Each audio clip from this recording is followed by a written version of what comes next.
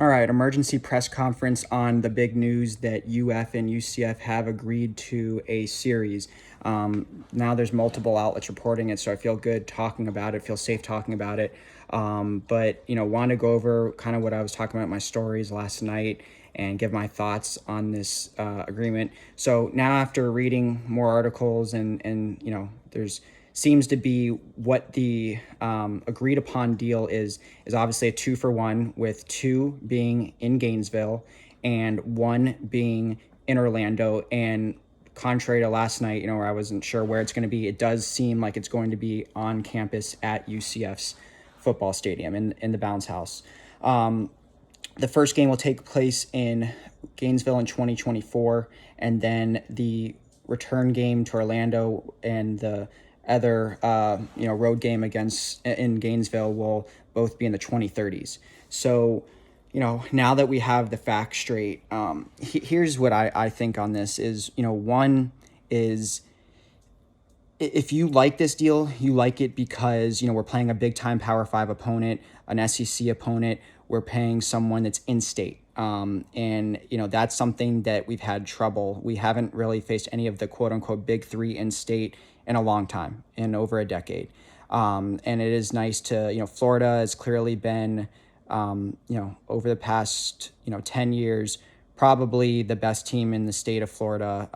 And over the past 5 years, it's been really us and them, right? Florida State's been down, Miami's been down. So it is cool to kind of match us up. We've had the verbal sparring back and forth with the whole Peach Bowl thing. Obviously, we both have claimed to be the best in the state of Florida. So there's been a lot of, back and forth between the fan bases. Then, of course, there was the whole Danny White thing where they were in talks for a schedule with their AD, and it fell through because, Danny White refused to accept anything but a 1-1 or a 1-1-1, and was very firm on that stance. So, and then UF obviously wasn't going to accept that type of deal. So there's been a lot of kind of just headlines with UCF and UF over the past couple of years. So finally getting to play that out in the field, regardless of circumstances, could be exciting for people, especially when, there's been a very big lack of scheduling news over the past couple of years. There's been little to no Power 5 opponents added, other than, I think Louisville was the only one recently. So it is kind of exciting to get some big scheduling news, regardless of the circumstances. Now, if you don't like it, I've seen a lot of, there's a lot of mixed opinions on social media. People calling the deal trash because, now we look dumb. We were like, we won't accept a 2-for-1. We won't accept a 2-for-1. And then we accept a 2-for-1. People not liking that. Obviously, I think the main thing people aren't liking is there's a 9-year gap between when we face UF the first time until they, come back and play us. So a couple things. One, very likely there's a chance that they could buy out of that game, and it essentially just becomes we played them once on the road, and they buy out of that game and we don't even get to play it. Obviously the second part is it doesn't at all fulfill our immediate scheduling needs, other than the one road game. The other two, we still have a gazillion openings this decade, so we need to be worrying about that more so than the 2030s. And other people just don't like the fact that we gave in to UF. They're an in-state team. So, that kind of sucks. I can see it from both perspectives. My thought is that I don't love, doing a 2-for-1 necessarily with any team, but I do think there are certain programs where it is worth it and acceptable. And I do feel that UF is one of those, along with like Clemson, Ohio State, not to put that Florida necessarily on the same level as those two programs, but it's just the fact that it's in state, it generates a lot of excitement. And, it's just an exciting game to have. So I am okay with it from that perspective that, it does solve at least one immediate scheduling need, which is 2024. And then hopefully we get the return home game. And I do like that. What I don't like is obviously just that we had to, essentially fold to a Power 5 school. And we went back on what Danny White established a few years ago, that we deserve better. And, but what ultimately came down to is Danny White's gone, and his scheduling philosophy quite simply failed. He was a great AD, but that failed. Look how many scheduling openings. I would say that we probably have the most open scheduled dates out of any program in the country. We are severely behind. Most teams are scheduling their 2030 games now, and we don't have games filled out for next season, not this upcoming one, but the following season and the season after and the season after. It's not good. So we are in a bind and we are kind of desperate. Yes, you could have filled them out with a bunch of group of fives, but clearly Gus Malzahn doesn't want that. And I think a lot of our fan base has complained we want big time games. So to me, the concerns that people had were that it sets a bad precedent with other Power Fives. Now everyone can just run over us and take 2-for-1s. I don't agree with that. UF can. They're an in-state team. They're the top dog in the state from a historic standpoint. They can demand that. They don't need us. They don't need to schedule us. But Rutgers, Illinois, you're telling me that just because UF, a national championship winning program, demanded 2-for-1, they can? No, I don't think it sets that precedent at all. We've landed 1-on-1s in the past with middle tier Power Fives like Louisville and UNC and Georgia Tech. So no, I don't think that. Yes, it might set the precedent for the elite of college football, but that was going to be that way regardless. The gap in between the two games, yes, that's concerning.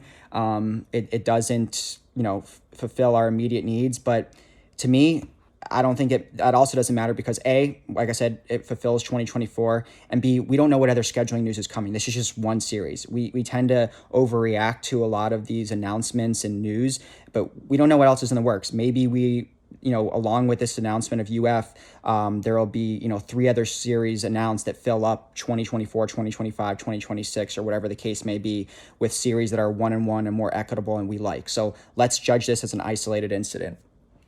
So there is that. And if they do buy out of that home game, whatever, we get a lot of money for it. And to be honest with you, the fact that there is that 9-year gap, I don't really care if they buy out them because I'm more worried about the immediate future, A, and B, our program could look completely different by 2030. Maybe UF is in the tank then. Maybe we're in a Power 5 conference and we don't even want to play UF.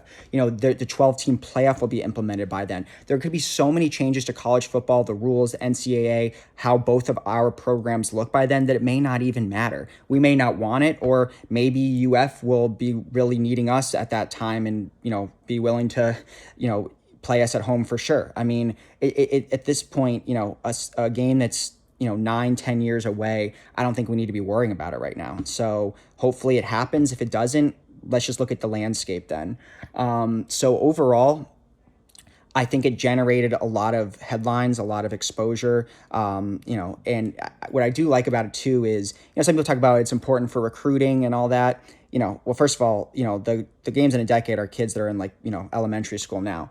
But what I do like about it is if we go to UF in 2024, which is obviously in the very near future, and beat them, that will, I think help a little bit in the recruiting department. I've never really felt that any one-off game can really cause a boom or a destruction in your recruiting department. I mean, did losing to BYU in the bowl game cause some downgrade in recruiting? Did beating Auburn cause some big increase in recruiting? No, it didn't. It's the coaching staff that recruits, and that's what matters, the excitement that they can generate. So it may have a little impact there, but what I do like is that if we go there and beat them in 2024, then they got to stew in that for 8-9 years, and then they go and cancel that home game that's in Orlando against UCF, they're gonna look bad.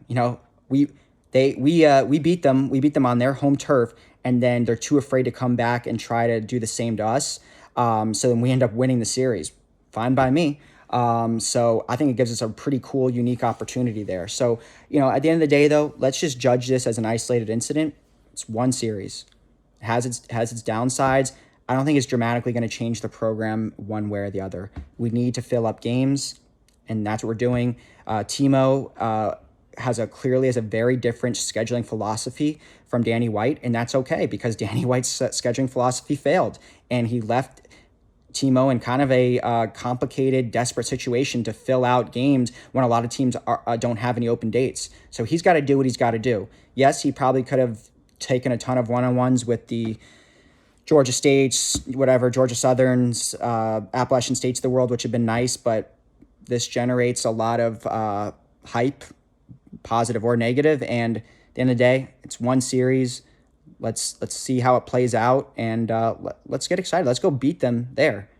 Just because we have this one doesn't mean we're gonna have a million 2-for-1s, or it's gonna cause a lack of home games in the future. It's one series, and 2 out of the 3 games are in a different decade from now.